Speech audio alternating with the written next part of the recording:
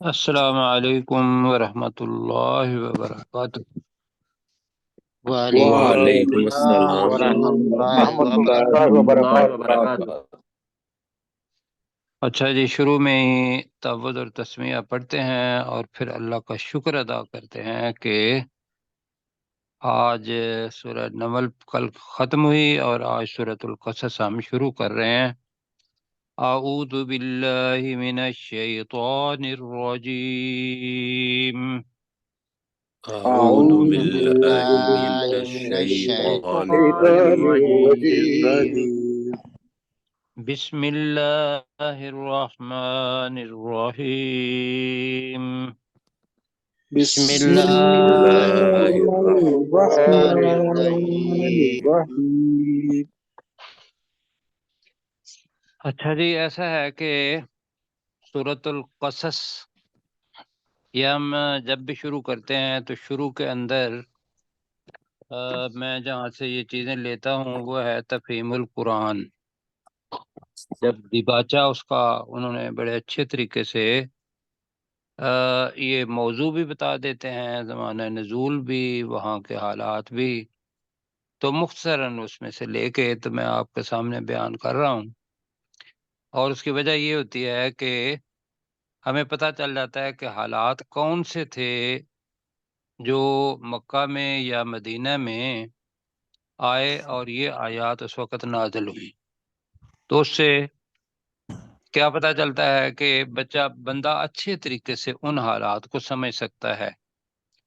اور اس کا فائدہ کیا ہے کہ وہی حالات اگر آخرت تک آئیں گے تو جو ایک دائی جو ہے اس کو انہی سے کام لینا ہے اور یہ آیات پڑھ کے ان لوگوں کو سنانی ہے۔ ایک تو یہ ہو گیا۔ یہ سورت کا نام کیا ہے؟ القصص۔ القصص، اور یہ جمع ہے قصہ کی، القصہ۔ اور قصہ اور قصص، اس قصہ کہتے کس کو ہیں؟ قصہ اس کہانی کو کہتے ہیں، اس واقعے کو کہتے ہیں۔ میں قصہ کا جو لفظ جملہ ہے میں اس کی طرف توجہ دلا رہا ہوں آپ کو کہ ایک جملے کے بعد دوسرا جملہ آ جائے، پھر تیسرا جملہ آ جائے، پھر چوتھا جملہ آ جائے، تو اس سے یہ ہوتا ہے کہ وہ کہانی، وہ قصہ، وہ واقعہ وہ سمجھ میں آ جاتا ہے۔ جی مسلسل جی جی سر۔ ہاں، کہانی تو ایسے ہی پتہ چلتی ہے، ورنہ اگر ابتدا پتہ ہو، درمیان میں سے پتہ نہ ہو اور آخر بتا دیں تو لوگ کہیں گے کہ بھئی یہ تو ٹھیک نہیں ہے، کوئی سمجھ نہیں آئی۔ تو یہ اس لحاظ سے القصص ہے تو جمع۔ اب اس کے اندر کون کون سے کہانی بتائی گئی ہیں، کیوں بتائی گئی ہیں، یہ ذہن میں رکھنا ہے۔ اس کے اندر 9 رکوع ہیں۔ کتنے ہیں جی رکوع؟ 9 رکوع 9 رکوع، میرے ساتھ رہیے گا۔ اور 88 آیات ہیں۔ کتنی ہوئے؟ 88 جی 88 آیات۔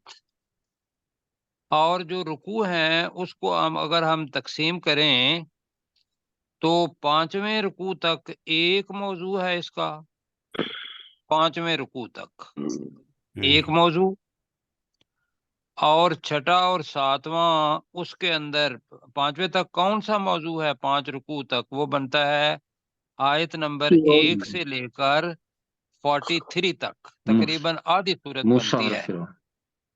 جی اس میں یہ ہے کہ حضرت موسیٰ علیہ السلام کا وہ حصہ جو کہ پہلے سورۃ الشعراء اور سورۃ النمل اس کے اندر رہ گیا تھا یا باقی جگہوں پہ رہ گیا تھا، تو اس قصے کو پر کیا گیا ہے۔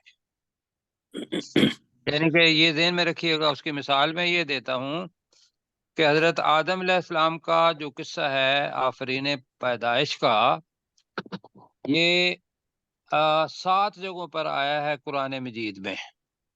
کتنے جگہوں پر آیا ہے؟ 7 7 جگہ۔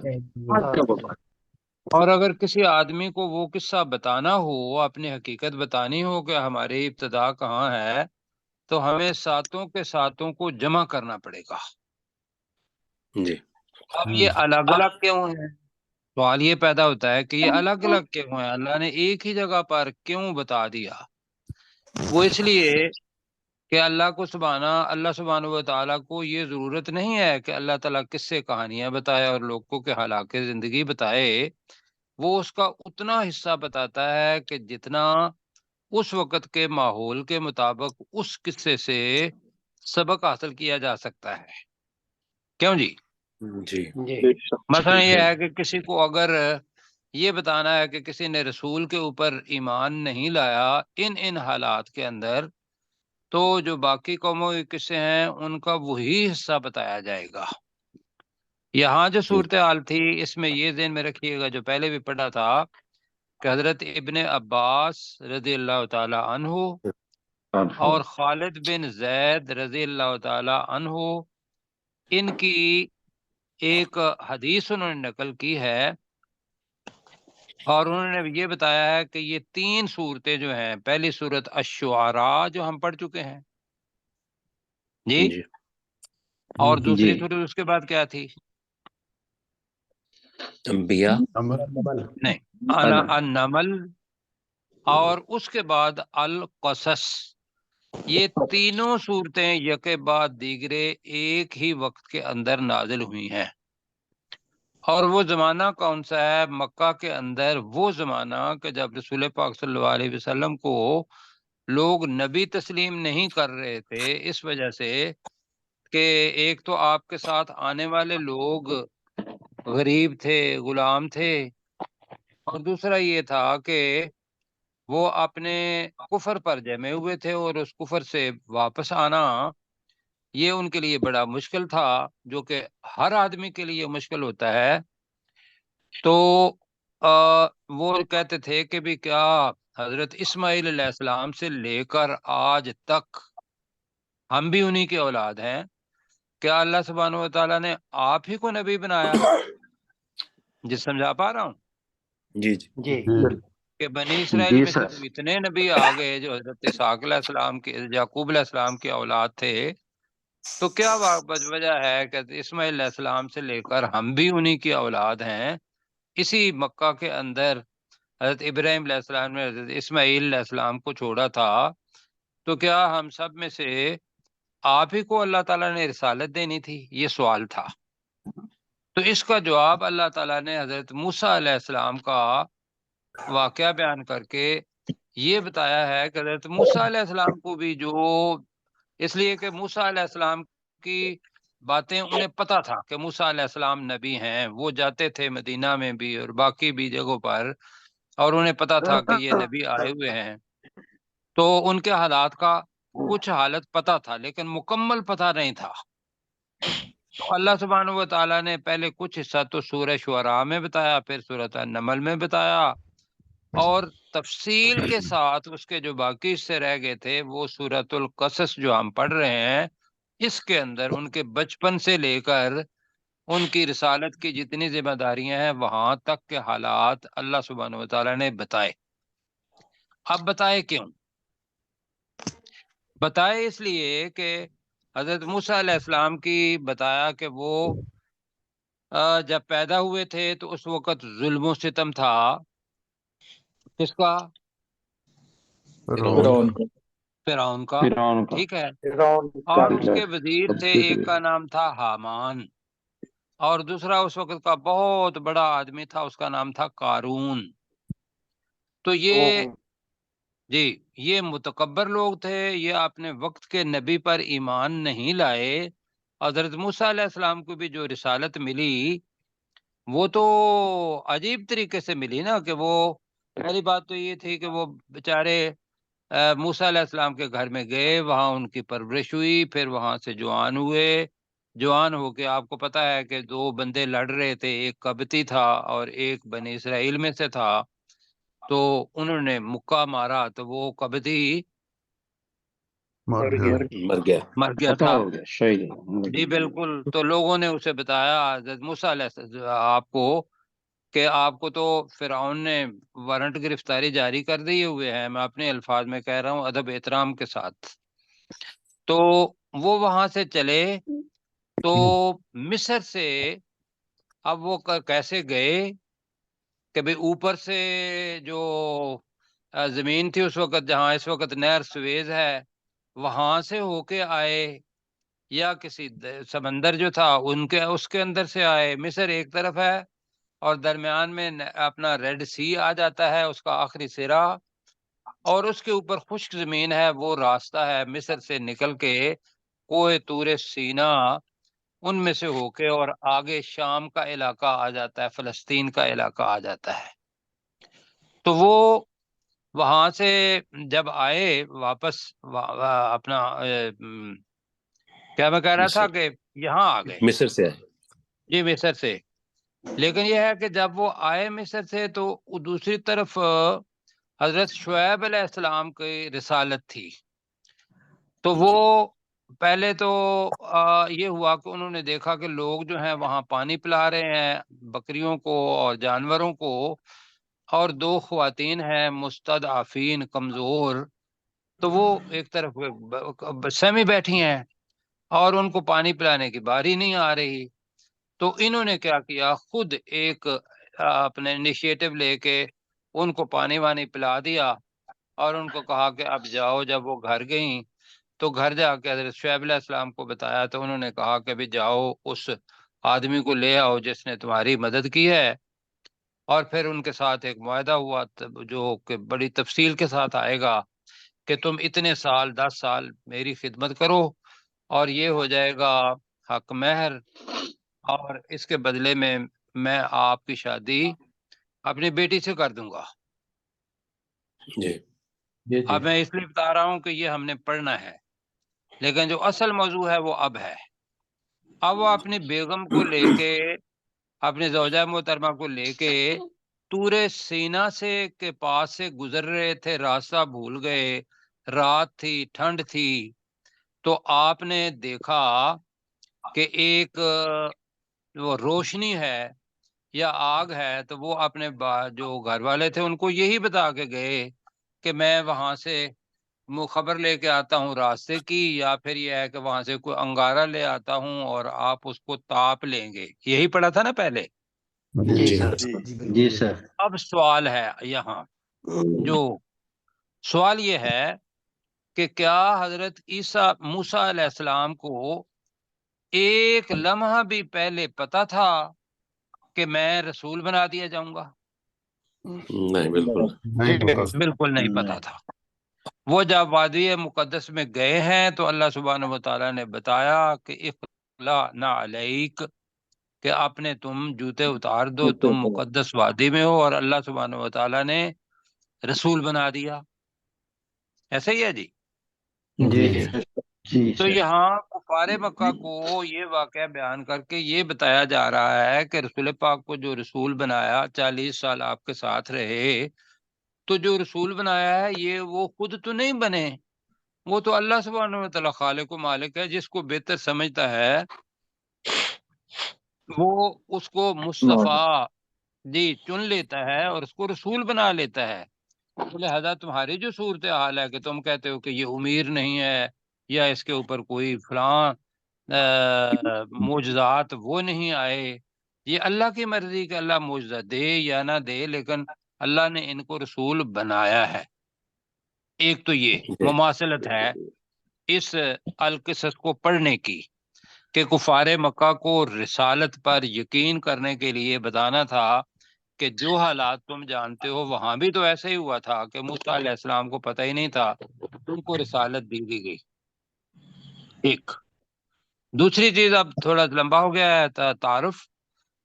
دوسری چیز اس کے اندر یہ بتایا ہے کہ ان کا اور ان کی والدہ محترمہ، اب اس وقت زمانہ یہ تھا کہ فرعون بہت ظلم کرتا تھا ان لوگوں پر. آپ کو پتا ہے کہ یہ لوگ حضرت یوسف علیہ السلام کے زمانے میں بھائی جو تھے وہ دانے لینے کے لیے آئے تھے اور مصر میں آئے تھے. یہ جی یاد ہے؟ جی تو مصر میں آ کے اللہ سبحانہ جی و جی تعالیٰ نے یوسف علیہ السلام کو، جو کہ بنی اسرائیل میں سے تھے، اللہ سبحانہ و تعالیٰ نے ان کو وہاں بنا دیا، رسول بھی بنا دیا، نبی بھی بنا دیا، اور ساتھ عزیز مصر بنا دیا۔ لیکن وہ جتنی دیر تک اللہ کے راستے پر چلتے رہے وہ ٹھیک، لیکن اس کے بعد وہ لوگ مشرک ہو گئے، اللہ سبحانہ و تعالیٰ نے ان کو غلام بنا دیا، اور فرعون کی حکومت آئی اور فرعون نے ان کو غلام بنا دیا، اور یہ ان کے سارے ہی کام کرتے تھے ان کے لیے، جیسے ہندوؤں کے اندر ہے برہمن، کشتری، ویش اور شودر، کیوں جی؟ جی جی تو ان دونوں کی جو تاریخ ہے نا وہ ملتی جلتی ہے، وہ بھی گائے کی پوجا کرتے تھے، یہ بھی گائے کی پوجا کرتے تھے، بے شک انہوں نے بعد میں شروع کی۔ تو بہرحال جو بھی کوئی کسان تھا، کوئی لوہار تھا، کوئی اپنا دانے ان کے لیے مطلب بناتا تھا، کوئی حفاظت جنگجو تھا ان کا، فوج میں تھا، اور کچھ لوگ جو تھے شودر، ان کو وہ سمجھتے تھے کہ بھئی یہ جیسے ہندو اس کے دیوی کے پاؤں سے نکلے ہیں، تو وہ سمجھتے تھے کہ بھئی یہ ہم سے زیادہ گرے ہوئے لوگ ہیں، ان سے جو چیز چاہے کام کرواؤ۔ لیکن اسی دوران کیا ہوا کہ کسی کاہن نے جو بتایا، یہ اب یہ روایتوں کے اندر ہے، کسی کاہن نے یہ بتا دیا کہ تمہاری سلطنت یا فرعون کی سلطنت، ایک بچہ آئے گا اور وہ اس کو تباہ کر دے گا۔ اب فرعون، یہ ذہن میں رکھیے گا، فرعون ایک نہیں ہے، فرعون جس کی لاش اپنا کو پریزرو کیا ہوا ہے نا، اس کا نام جو ہے، اس کا نام ہے ٹوٹن خامون۔ کیا نام ہے اس کا؟ جی، اگر تو نہ کہیں گے تو آپ توتن خامون کہہ لیں، وہاں کی جو عربی ہے اس لحاظ سے، جی۔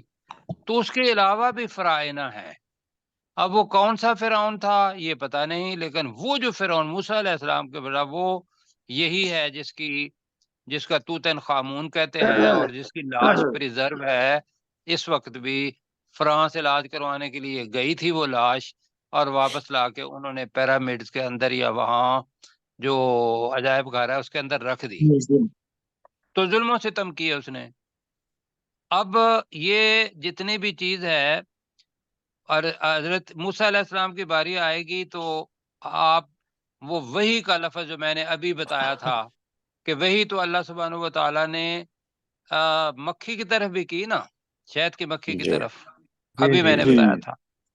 تو اس کا مطلب ہے دل میں ڈال دینا، سرشت کے اندر رکھ دینا۔ تو ایسے ہی وہی دل کے اندر ایک بات خفیہ طور پر بتا دی کہ فرعون نے تو یہ کیا ہے کہ بھئی اب اس بچے کو میں نے پیدا ہی نہیں ہونے دینا، تو اس نے سب بچوں کو ذبح کرنا شروع کر دیا۔ پھر جب وقت گزرا تو پتہ چلا کہ بھئی کام تو ہو نہیں رہے، تو اس نے کہا بھی اب 1 سال ہم بچوں کو ذبح کریں گے اور 1 سال چھوڑ دیں گے۔ تو جو مفسرین کہتے ہیں کہ بھئی اس 1 سال میں جس میں چھوڑا تھا، اس میں حضرت ہارون علیہ السلام ان کے بڑے بھائی تھے، وہ پیدا ہوئے۔ اور جس سال کے اندر اپنا جو موسیٰ علیہ السلام پیدا ہوئے، تو اس وقت اس کا ظلم و ستم عروج پر تھا۔ اللہ نے یہ معجزہ دکھایا کہ حضرت جو نام آتا ہے وہ تو کافی سارے نام آتے ہیں حضرت موسیٰ علیہ السلام کی، ان کے والد کا نام عمران آتا ہے، اور ان کی والدہ کا نام مطلب مختلف آتے ہیں، اس کو چھوڑیں۔ حضرت موسیٰ علیہ السلام کے موسیٰ قرآن مجید میں کہا ہے، تو ان کو اللہ تعالیٰ نے بتایا کہ بھئی تم کیا کرنا کہ اس کو ایک صندوق کے اندر ڈال کے نیل دریا یا وہ سمندر دریائے نیل اس کے اندر بہا دینا، اور ساتھ وہاں بتایا کہ بھئی میں انشاءاللہ اس کی پروٹیکشن بھی کروں گا، نبی بھی بناؤں گا۔ اب یہ جو چیز ہے یہاں اور آگے بھی، وہ یہ ہے کہ تقدیر کے اوپر ایمان لانا، اور اللہ نے کہا ہے تو اس پر پورا پورا یقین کرنا، یہ سبق ہے سورۃ القصص کا۔ ورنہ مجھے بتایا کہ کوئی ماں اپنے بچے کو کسی صندوق میں یا پالنے میں ڈال کے کیا سمندر کی نظر کرے گی یا دریا کی نظر کرے گی؟ نہیں کرے گی، لیکن اس کے اندر کیا حکمت چھپی ہوئی تھی یہ اللہ سبحانہ و تعالیٰ کو پتا۔ تو لہذا سبق کیا ملتا ہے کہ دنیا کے اندر جب آدمی اتنا مجبور ہو جاتا ہے کہ اس کو کچھ بھی نہیں کر گزر سکتا تو وہ اپنے حالات کس پر چھوڑے؟ اللہ پر۔ اللہ نے تقدیر ایسی لکھی ہوئی ہے، کرنا ہے جی۔ تو یہ ہم واقعہ پڑھیں گے۔ اب وہ فرعون کے اپنا گھر چلا گیا اور اس کی جو بیوی تھی جس کا، جی ذرا بند کر دیں یہ جب آواز آ رہی ہے، تو ان کی بیوی جو حدیث کے اندر آتا ہے کہ ان کا نام رسول پاک صلی اللہ علیہ وسلم نے آسیہ بتایا حدیث میں، اور حدیث کے اندر ہی حضرت موسیٰ علیہ السلام کے والد کا نام عمران بتایا جی۔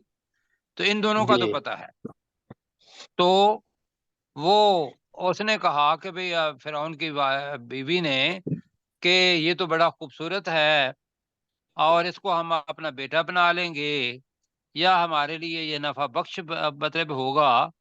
اور یہ ساری چیزیں پہلے ہم پڑھ چکے ہیں کہ اللہ سبحانہ و تعالیٰ نے جب ان کو بھیجا تو ساتھ ہی محبت ڈال دی، یہ ہم پڑھیں گے آگے۔ تو یہ وہ چیزیں ہیں جو ہم نے دیکھنی ہیں، پہلے 5 رکوع کے اندر، پھر 2 رکوع کے اندر ایک دعوتی انداز آئے گا، اور پھر تیسری چیز ہے قارون، کہ قارون ایک بہت بڑی چیز تھی جس کے خزانے بہت بڑے تھے، تکبر کرتا تھا۔ تو وہ جو مکہ کے سردار تھے ان کو بتایا کہ تمہارا بھی بیڑا ایسے ہی غرق ہونا ہے کہ وہ جس کی چابیاں کیا تھیں، جانوروں پر لگتی تھیں، اور جو اتنا بڑا امیر تھا، اللہ سبحانہ و تعالیٰ نے اس کو اس کے خزانوں کے ساتھ زمین کے اندر دھنسا دیا جی۔ اور یہ عذاب تھا اس کے لیے، اور لوگوں کے لیے بتایا تھا کہ اللہ کے ہاں یہ امارت اور یہ ساری چیزیں جو تفوق پایا جاتا ہے، فضیلت مالی لحاظ سے پائی جاتی ہے، یہ کوئی اہمیت نہیں رکھتی۔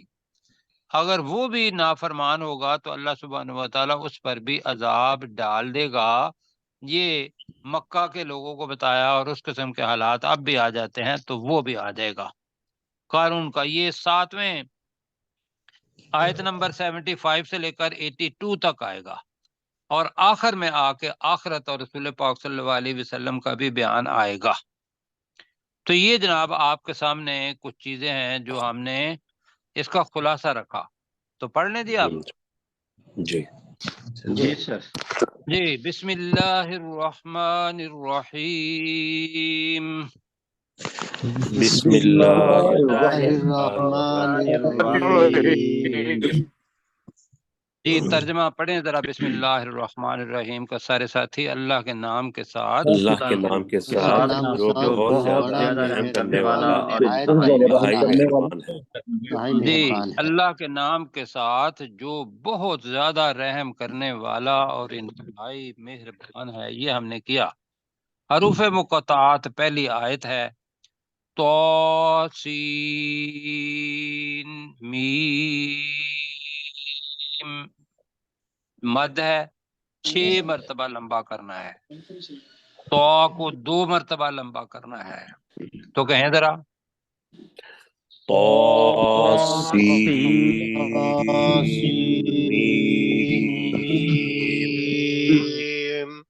ہاں جی۔ تو مجھے بتائیے کیا آپ اس کے معنی جانتے ہیں؟ نہیں سر۔ کیوں؟ اس لیے کہ اللہ نے محدود علم دیا ہوا ہے، ہمیں نہیں پتا۔ یہ انہی حروف ابجدی میں سے لفظ ہیں، لیکن ہمیں معنی کا نہیں پتا۔ تو ہم اس کی تفسیر کچھ یوں بیان کرتے ہیں، اللہ کو پتا ہے اس کی تفسیر یہ نہیں ہے جو میں کہہ رہا ہوں، لیکن جو سمجھ میں آتی ہے وہ یہ ہے کہ اگر اس کے معنی نہیں جانتے تو پھر جو اللہ جانتا ہے اس پر کرو یقین۔ اب اللہ سبحانہ و تعالیٰ نے حضرت موسیٰ علیہ السلام کی ساری باتوں کا بڑے اچھے طریقے سے ان لوگوں کو واقعہ بتا دیا، حالانکہ یہ واقعہ رسول پاک صلی اللہ علیہ وسلم سے تقریباً 1000 سال 1200 سال پہلے واقعہ ہوا تھا۔ کیوں جی ایسے ہی ہے؟ جی جی جی لیکن اب کیا 1200 سال پہلے کی باتیں کسی بندے کو پتہ ہوتی ہیں؟ نہیں نہیں نہیں پتہ نہیں ہوتی. سر. اور یہی چیزیں آگے اللہ سبحانہ و تعالیٰ بتائے گا بھی کہ یہ بھی تیرے علم میں نہیں تھا، فلاں بھی تیرے علم میں نہیں تھا. یہ بھی ہم ایک رکوع پورا پڑھیں گے رسول پاک صلی اللہ علیہ وسلم پر، کہ جو لوگ رسول پاک صلی اللہ علیہ وسلم جو کہ اللہ کی مخلوق ہیں اور فضیلت کے لحاظ سے تمام انبیاء سے افضل ہم مانتے ہیں، اور اللہ کے بعد اگر کسی حیثیت ہے تو رسول پاک کو مانتے ہیں. لیکن اگر افراد کر دیں گے تو پھر یہ ہو جائے گی کہ وہ حد پوری ہو جائے گی. کہاں سے شروع ہو جائے گی؟ وہ اللہ کی حدود شروع ہو جائیں گی. ہم کہتے ہیں کہ بھئی وہ غیب تھا اور غیب کلی تھا. یہ بہت بڑی بات ہے، یہ چھوٹی سی بات نہیں ہے. غیب کلی کس کو ہے؟ اللہ تعالیٰ نہ، صرف اللہ کو، صرف اللہ کو. اس کلی غیب میں سے جتنا بھی چاہے گا وہ اللہ اپنے رسول کو دے دے گا. اب وہ چیزیں ایک عام جو امتی ہے یا ان کا پیروکار ہے، ممکن ہے اس کے لیے وہ غیب ہوں. میں بات سمجھا پا رہا ہوں؟ جی جی مثلا رسول پاک صلی اللہ علیہ وسلم کو جنت دوزخ اس کا معراج کا سارا بتایا گیا، علم دیا گیا. ایسا ہے؟ جی ہمیں نہیں دیا گیا. اب وہ چیزیں اگر اس کو غیب کہیں گے تو یہ غیب اللہ سبحانہ و تعالیٰ کا دیا ہوا، تو وہ چیزیں ہمارے اندر بھی موجود ہیں کہ کئی بڑے سائنسی معلومات جانتے ہیں، قرآن مجید کے عالم ہیں بہت بڑے، اور ہم بیچارے ابھی طالب علم ہیں، آج سیکھ رہے ہیں. کیوں جی؟ جی تو یہ چیز ایک تو ذہن میں رکھنی ہے. اب اللہ نے جو درمیان میں ساتواں رکوع ہوگا، وہ میرا خیال ہے ساتواں رکوع ہوگا کہ جس کے اندر ایک رکوع اللہ تعالیٰ نے اس چیز پہ بتایا. آگے اللہ تعالیٰ بتا رہا ہے تم نہیں جانتے، تو میں آپ کو پہلے تو یہ کہتا ہوں کہ اس بات پر پورا یقین کریں جو میں کہہ رہا ہوں. جیسے آیا تھا نا ذالک الکتاب لا ریب فیہ، آگے کیا تھا؟ ہدی للمتقین. ہدی للمتقین. وہی انداز یہاں آ رہا ہے. تلک آیات الکتاب المبین. جی ترجمہ آپ کو آتا ہے. یہ ایک روشن واضح کتاب کتاب کی آیات آیتیں ہیں. یہ واضح کتاب کی آیات ہیں. تل کا جب اہم ہوتا ہے تو اس کے لیے جو دور کا اشارہ ہوتا ہے وہ آ جاتا ہے. تو آیات کی وجہ سے تل کا آیا ہے. تو اس کا ترجمہ ہم یہ کریں گے کیونکہ یہ بڑی اہم چیز ہے. اس لیے جیسے ول اور شیل کا استعمال کرتے ہیں. کیوں جی؟ جی مطلب ہے کہ ول اور شیل کا استعمال میں بتانے کے لیے بتا رہا ہوں. آئی کے ساتھ جب ول آ جائے گا نا تو یہ قانونی زبان بن جائے گی، اور ہی کے ساتھ جب شیل آ جائے گا تو یہ قانونی زبان بن جائے گی. ایسا ہی ہے جی؟ ایڈوکیٹ صاحب ہمارے ساتھ ہیں. جی سر. جی ایسے ہی ہے ڈاکٹر صاحب، پروفیسر صاحب، ڈاکٹر صاحب. جی بالکل جی ایسے سر. جی سر. جی سر اسی طرح بالکل. جی نہیں، نوٹیفکیشن اسی طرح ایڈوکیٹ ہمارے ساتھ ہیں اپنے سجاد بھائی. تو یہ جو چیز ہے نا ویل اور شیل کا استعمال، یہ بدلتا ہے ہر زبان کے اندر. یہاں بھی یہ ہے، یہاں ہونا چاہیے تھا ہاذا اور ہاذی ہا الائی آنا تھا. یہاں آیا تل کا. تل کا آیات الکتاب مبین. آپ نے ترجمہ کیا آیات، آیات ہیں. کتاب کا ترجمہ اپنی زبان کا لفظ ہے. المبین اس کی صفت ہے، واضح کرنے والی. تو ہم کیا کہیں گے؟ ایک واضح کتاب کی آیات ہے. آیات. جی یہ ترجمہ ہو گیا جی؟ جی سر. آگے مقصد کیا ہے؟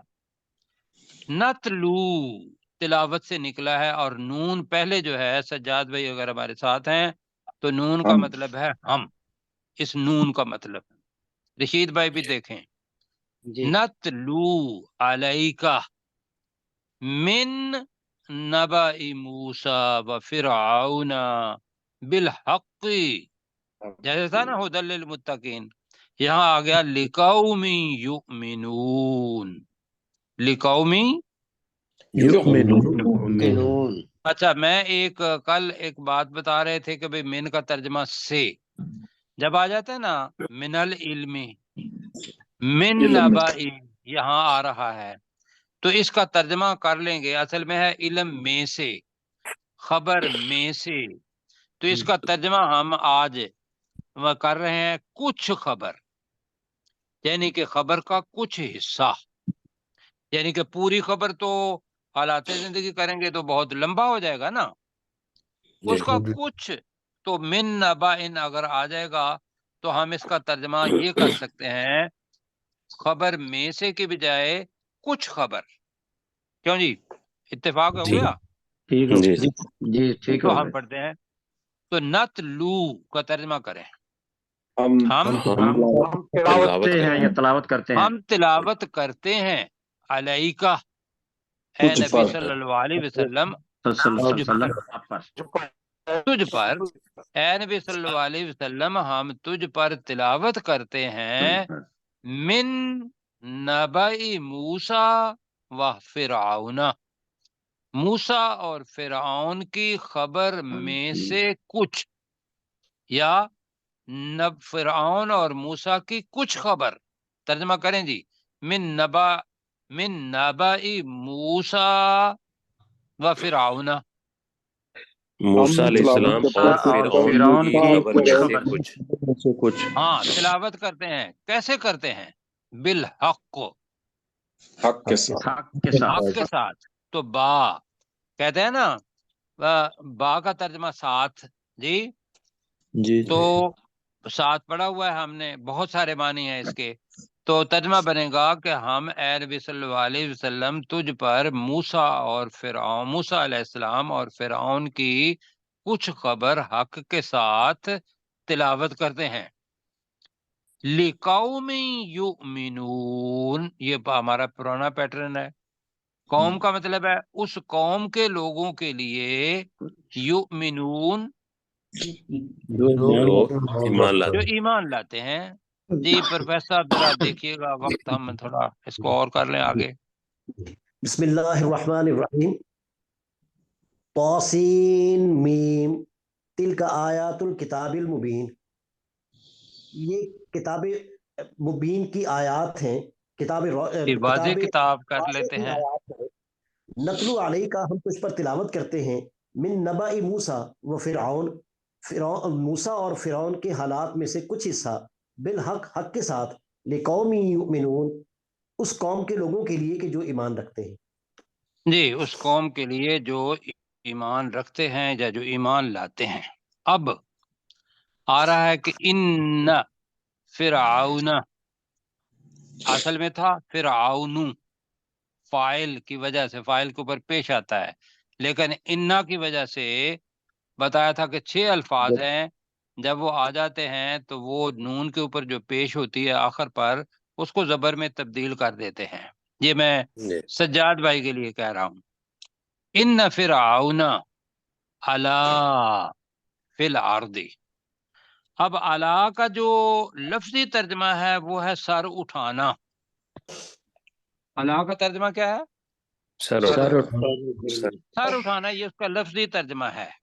अपने आप को बड़ा बनाना, आला इसी से निकला है, तो इसका तर्जमा हम करेंगे सरकशी की।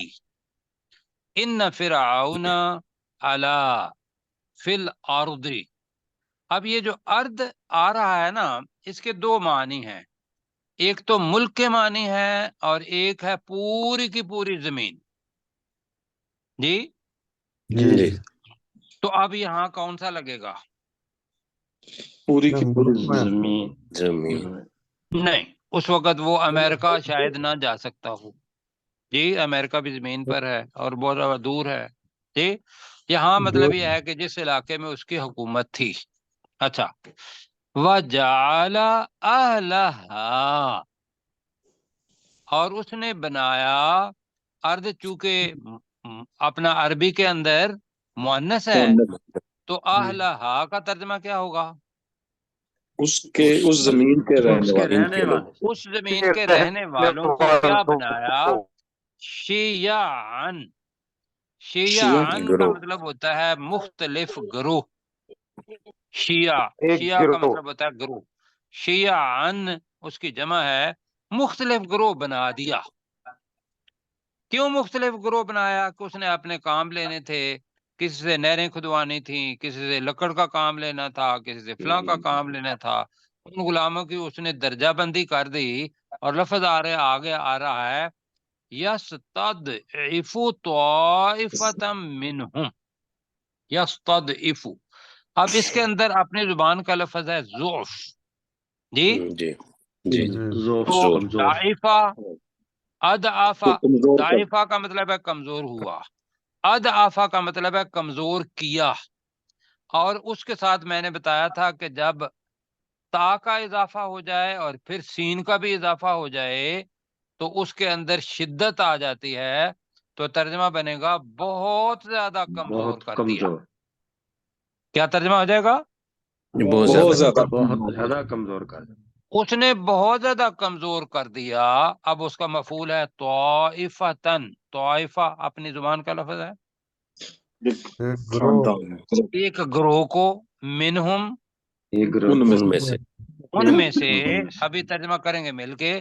یذبح، وہ ایک ہی ہے بندہ. یذبح ابناءہم ویستحیی نساءہم. پہلے پارے میں بھی پڑھا ہے یذبحون وہاں تھا، تو یہاں آ گیا کہ وہ ذبح کرتا تھا ان کے بیٹوں کو اور ان کی عورتوں کو زندہ رہنے دیتا تھا.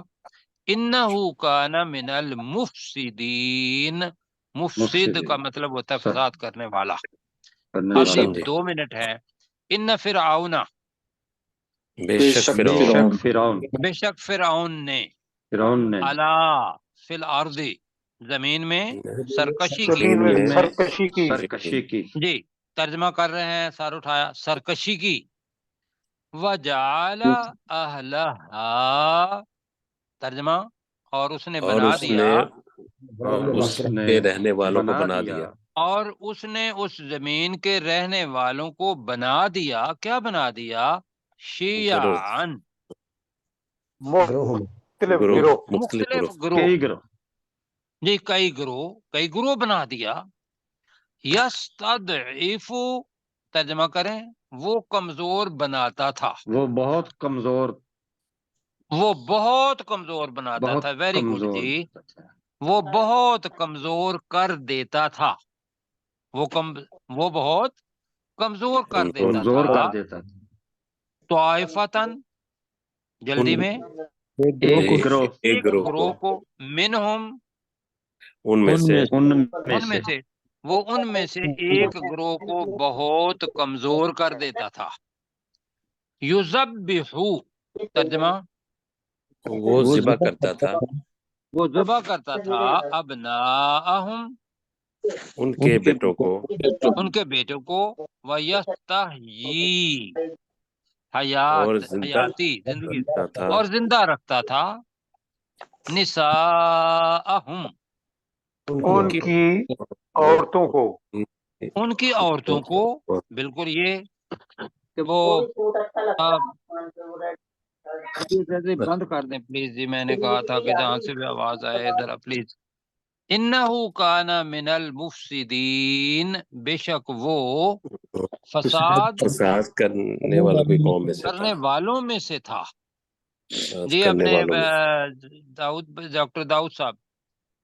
جی سر. بسم اللہ الرحمن الرحیم. نیچے کر دوں.